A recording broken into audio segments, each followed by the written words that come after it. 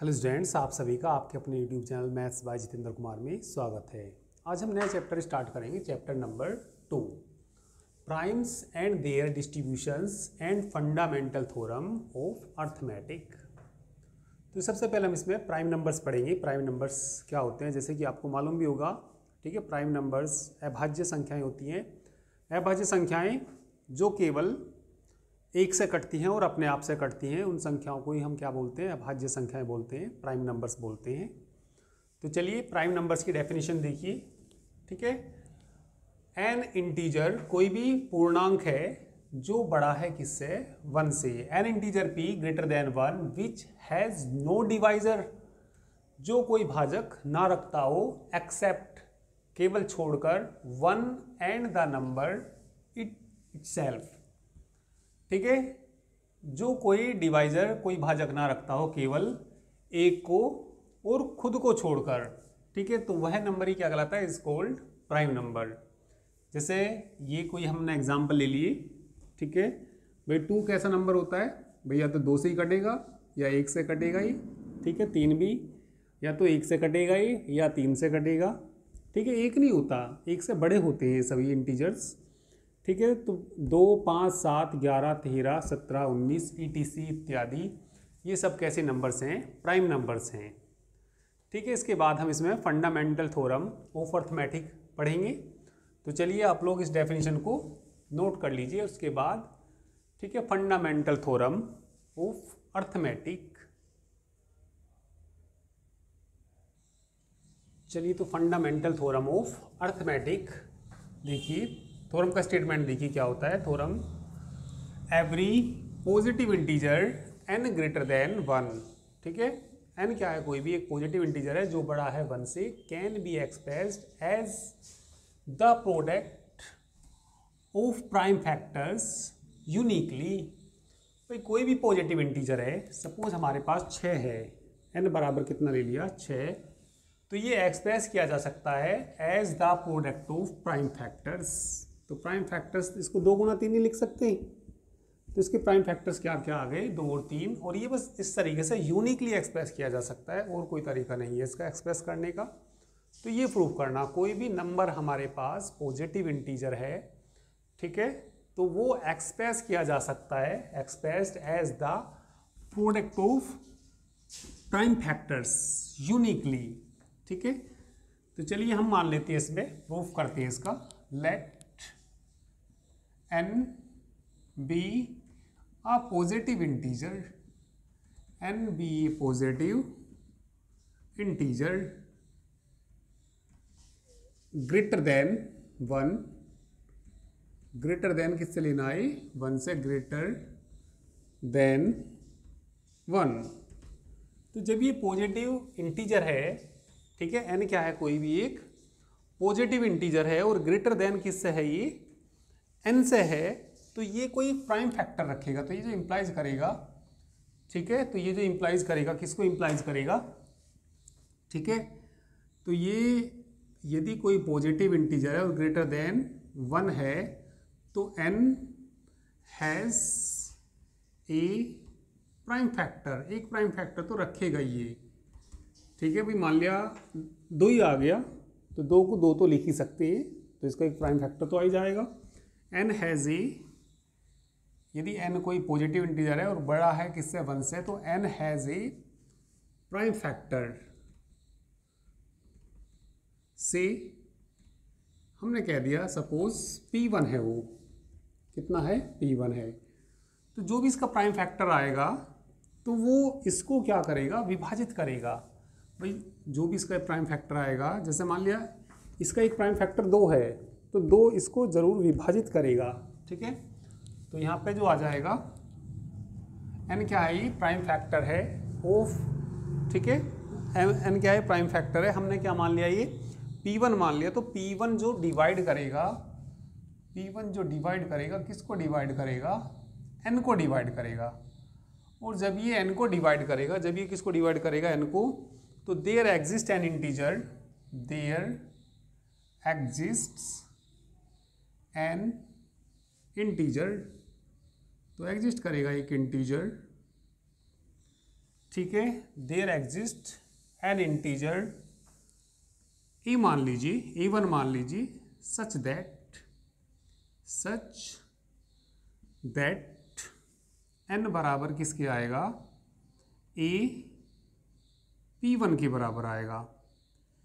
ठीक है, A1 मान लिया तो P1 इंटू A1 कह सकते हैं, या A1 इंटू P1 कह दीजिए, A1 इंटू P1। अब एक बात देखिए भाई, दो मान लिया प्राइम फैक्टर है किसका, इसका, तो यदि मैं 2 से इसको भाग करूं 6 को, तो 2 तिया 6, रिमाइंडर क्या रह जाएगा 0। ठीक है, और बताइए तो 6 बराबर क्या आ जाएगा, 6 बराबर कितना आ जाएगा, 2 इंटू 3 आ जाएगा। तो n किसके बराबर आ जाएगा, इस तरीके से A1 इंटू P1 के बराबर आ जाएगा। और यदि A1 सपोज इफ A1 बराबर कितना हुआ, 1 हुआ, देन हो सकता है A1 कितना हो, 1 हो, तो ये बताइए देन n बराबर किसके आ जाएगा, P1 के। तो P1 कोई इसका मतलब फैक्टर है। ठीक है, देन थ्योरम इज प्रूव्ड। तो इसको हमने n कोई बड़ा है किससे, 1 से बड़ा है तो एक्सप्रेस कर दिया, तो ये कोई फैक्टर आ गया, प्राइम फैक्टर आ गया P1, then the theorem is proved, theorem is proved. और यदि ये वैल्यू यदि A1 की वैल्यू बड़ी हुई किससे, 1 से, यदि A1 की वैल्यू बड़ी हुई किससे, 1 से, तो देखिए जब n कोई पॉजिटिव इंटीजर था, ग्रेटर देन 1 था, तो ये प्राइम फैक्टर रखता था। अब n की जगह कौन आ गया, A1 बड़ा है किससे, 1 से, तो ये भी A1 1 से बड़ा है, तो A1 भी क्या रखेगा, A1 इसी तरीके से ही A1 has a prime factor रखेगा, एक क्या रखेगा, प्राइम फैक्टर से हम मान सकते हैं उस प्राइम फैक्टर को क्या मान सकते हैं, P2।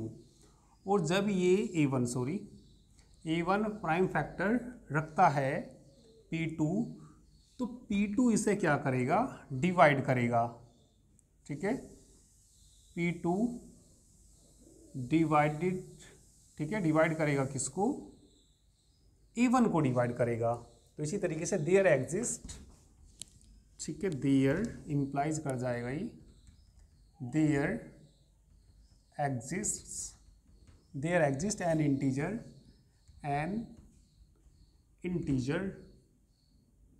ठीक है, इसी तरीके से कोई इंटीजर आपके, तो यहाँ A1 माना था, आपके A2 मान लीजिए, A2 सच दैट, तो क्या आ जाएगा बताइए, A1 बराबर कितना आ जाएगा, A1 बराबर जैसे यहाँ पे आ गया था n बराबर A1 P1, तो यहाँ से कितना आ जाएगा, A1 बराबर A2 P2 के बराबर आ जाएगा। तो यदि यहाँ पे भी, ठीक है, और ये बताइए इसमें, ठीक है, तो A1 किसके बराबर जाएगा, A2 इंटू P2 के बराबर जाएगा। तो ये A2 P2 के बराबर जाएगा। तो यदि A1 हुआ किसके बराबर, ठीक है, और यहाँ पे देखना ज़रा n किसके बराबर है, A1 P1 के बराबर है, n किसके बराबर है बताना भैया, A1 P1 के बराबर है। और A1 का यदि मान रख देंगे यहाँ से, A1 का यदि मान यहाँ से रख देंगे तो कितना आ जाएगा, A1 का मान A2 P2 इंटू P1 आ जाएगा। तो इसमें भी ऐसा भी हो सकता है, यदि A2 किसके बराबर हो जाए, 1 के बराबर हो जाए, तो n बराबर किसके आ जाएगा, P1 इंटू P2। तो ये इसके प्राइम फैक्टर के रूप में लिखा गया। तो यही दिखाना था, ये एक्सप्रेस कर दिया हमने product of prime factors, P1 और P2 जहाँ पे ये प्राइम फैक्टर्स हैं। तो यदि A2 किसके बराबर है, 1 के बराबर है, then theorem is proved, then theorem is proved. अब ये भी इसी तरीके से हो सकता है, मान लिया ये तो तब है जब a2 किसके बराबर हो जाए 1 के बराबर। अब इसी तरीके से चलता रहेगा, यदि a2 भी बड़ा हो जाए किससे 1 से, a2 बड़ा हो जाए किससे 1 से, तो a2 भी एक क्या रखेगा, प्राइम फैक्टर रखेगा। चलिए पहले इतना आप लोग नोट करिए इसको, ठीक है। बिल्कुल ये जैसे यहाँ से लेके यहाँ तक ये रिपीट हुआ कि a1 बड़ा आ गया किससे, a1 से, वहाँ n बड़ा था किससे 1 से, तो दोबारा से सेम ही रिपीट हुआ। अब a2 यदि बड़ा आ जाए, यहाँ पे लिखेंगे इफ a2 बड़ा है, फिर मतलब सेम ये रिपीट होगा। तो आसान ही है ये, जल्दी से करिए।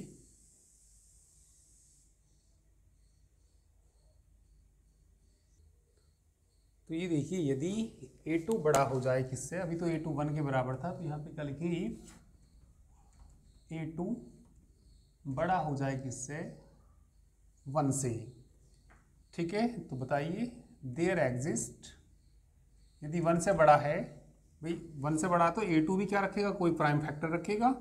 तो a2 has a prime factor, जब 1 से बड़ा है तो ये भी क्या रखेगा, कोई प्राइम फैक्टर रखेगा। क्या मान सकते हैं उसको, से P3 मान सकते हैं। तो जब इसका प्राइम फैक्टर ये आ गया तो P3 इसको डिवाइड करेगा, P3 डिवाइड करेगा किसको, a2 को। और जब ये इसको डिवाइड करेगा, जब ये इसको क्या करेगा, डिवाइड करेगा, तो there exists an integer, there exist ही बोलते हैं इसको, तो बस सीधा एन इंटीजर, पूरा देयर एग्जिस्ट ही होता है। एन एग्जिस्ट क्यों लिख दिया फिर ये मैंने, देयर एग्जिस्ट ही होता है ये जो होता है, there exists an integer, there exist an integer a3 कह सकते हैं, सच दैट बताइए क्या आएगा, ए, ठीक है। तो ये इसको डिवाइड कर देगा, तो बताइए यहाँ से ये इसको क्या कर देगा, डिवाइड, और ये बड़ा है इससे, तो जब इससे ये डिवाइड करेंगे तो ये बताइए यहाँ से a2 बराबर कितना आ जाएगा, a3 into P3, a3 into कितना आ जाएगा, P3 के बराबर आ जाएगा। अब ये बताइए n1 किसके बराबर है, वो n किसके बराबर है, n बराबर था कितना, n बराबर कितना था, n बराबर था, वहाँ से देखो n बराबर a1 P1 था, n बराबर क्या था, a1 P1, और ये हमने मान निकाल दिया था, ठीक है। तो ये देखिए n बराबर किसके आ जाएगा यहाँ से, n बराबर आपके जो आना चाहिए ये, तो यहाँ से देखो ये रहा, n बराबर किसके था, a2 P2 इंटू P1 के बराबर था। a2 का मान रखना, n बराबर a2 का मान रखना इसमें, a3 P3 P2 P1, यहाँ भी ले सकते हैं, यदि a3 किसके बराबर हो जाए 1 के बराबर आ जाए, a3 किसके बराबर हो जाए 1 के बराबर, तो 1 के बराबर हो जाएगा, तो n बराबर क्या बचेगा, P1 into P2 into P3, तो ये product of the prime factors, ठीक है। Then theorem is important theorem है ये, ठीक है, काफ़ी बार आई एग्जाम में, तो ये इसके बराबर आ जाएगा, ठीक है। तो चलिए इतना कर लीजिए। और इसमें भी मतलब ये हो सकता है, यदि a3 भी किससे बड़ा हो जाए, वैसे इफ a3 बड़ा हो जाए किससे 1 से, तो ये प्रोसेस मतलब इसी तरीके से ही चलेगा, ठीक है। We continue about the process, we continue, जो भी प्रोसेस चल रहा, वी कंटिन्यू अबव द, जो ऊपर प्रोसेस मतलब 3 बार हुआ आई प्रोसेस, ठीक है। तो ऐसे इसको प्रोसेस को चलाएंगे तो क्या आ जाएगा यहाँ से, ये आ जाएगा n बराबर, दिख तो जाएगा नीचे दिख जाएगा, n बराबर, इसी तरीके से ये फैक्टर आते चले जाएंगे, P1 P2 फिर P3 आ गया, फिर P4 आ जाएगा डॉट डॉट PR। तो n को यदि कोई नंबर है जो कि बड़ा है 1 से, तो हम उसको एक्सप्रेस कर सकते हैं as the product of the prime factors. अब इसको यूनिकली और दिखाना, क्या और दिखाना, इसको यूनिकनेस और दिखाना। तो चलिए इसको यूनिक और दिखाते हैं, पहले इतना कर लीजिए। चलिए अब इसको यूनिकनेस दिखाते हैं। Now we shall prove that this representation is uniqueness, unique दिखाना।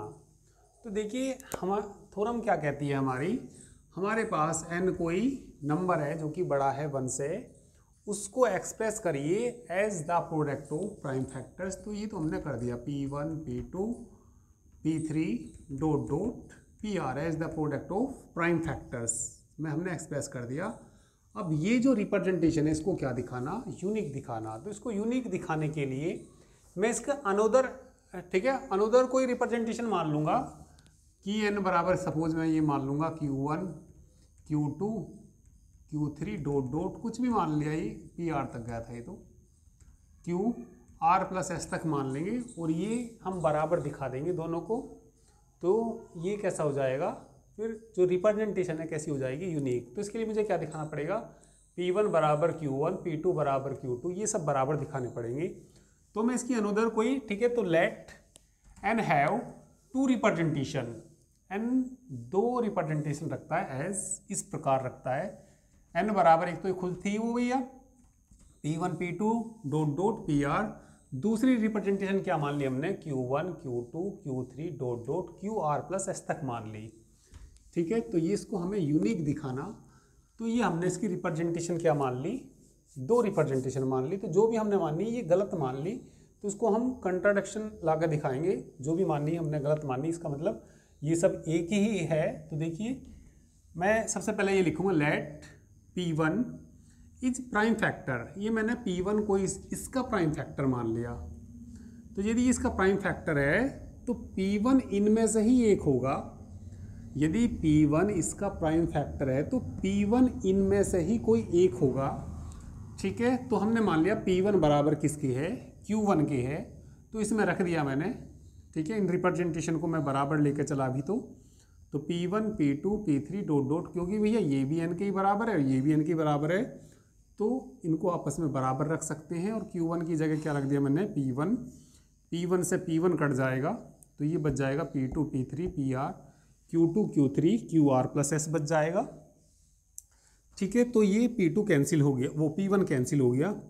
अगेन लेट, अब क्या मैंने मान लिया P2 प्राइम फैक्टर है। प्राइम फैक्टर किसका है, Q2 Q3 dot dot QR plus S का है। तो जब ये इसका ही प्राइम फैक्टर है तो Q2 इनमें से ही एक होगा, Q2 इनमें से ही, वो P2 इनमें से ही एक होगा। तो मैंने मान लिया कि P2 बराबर किसकी है, Q2 की। तो भैया इस वाले में जब ये बराबर चल रही, ये दोनों कैसे हैं, बराबर, तो Q2 की जगह क्या रख दिया मैंने, P2। तो भैया P2 से P2 कट जाएगा, तो P3 बराबर dot dot PR, Q3 dot dot इसके बराबर आ जाएगा। तो ये प्रोसेस यदि हम इसी तरीके से कंटिन्यूअस चलाते रहेंगे, continuous in this way after R steps तक चलाएंगे, तो ये कटते कटते R वाला भी कट जाएगा। तो यहाँ पे 1 बच जाएगा, तो ये R तक कट जाएंगे। तो इसके बाद R से आगे वाले आएंगे, R से आगे वाले कौन, R plus S, R plus 1, R plus 2 और R प्लस S तक। तो विच इज कंट्राडिक्शन, ये क्या आ गया, विरोधाभास आ गया। इसका मतलब S बराबर क्या हो सकता है, ये 0 हो सकता है। और यदि S बराबर क्या हो जाएगा, 0, तो PR बराबर क्या आ जाएगा, QR। तो इसी तरीके से यहाँ पे 10 इस प्रकार, P1 तो किसके बराबर आया, P1 बराबर Q1 और P2 बराबर Q2 dot dot P R बराबर किसकी आ गई, क्यू आर की, hence the representation is unique, लिख देना बाद में, ठीक है। तो चलिए इंपॉर्टेंट थ्योरम है, कई बार एग्जाम में पूछा गया भी है इसको, तो इसको ठीक है, वेरी इंपॉर्टेंट थ्योरम है, तो इसको कर लीजिए। चलिए बाकी चलिए मैं आपको कल कराऊंगा, ठीक है। तो लिख देना आखिरी में क्या लिख देना, hence the representation is unique.